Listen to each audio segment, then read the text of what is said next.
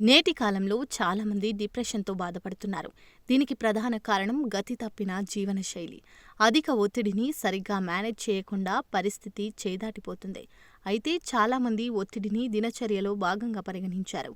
ఫలితంగా సమస్య క్రమంగా ఆందోళన, ఒంటరితనం, నిరాశకు దారితీస్తుంది. ఒక్కోసారి పరిస్థితి తీవ్రంగా మారి విపరీతాలకు దారితీస్తుంది.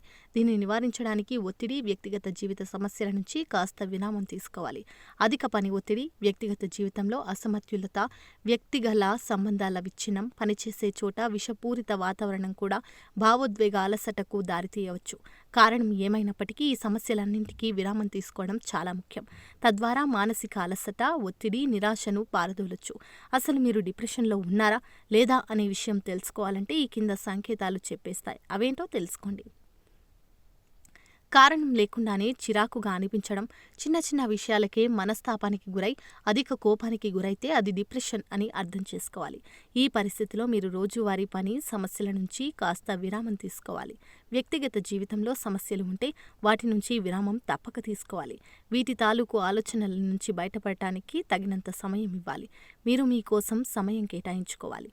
పనిలో ఏకాగ్రత కోల్పోవడం, మీరు చేసే పనిలో ఏకాగ్రత పెట్టలేకపోతే, మీ మనసులో ఎటువంటి కారణం లేకుండా అలజడి రేగుతుంటే తప్పక విరామం తీసుకోవాలి.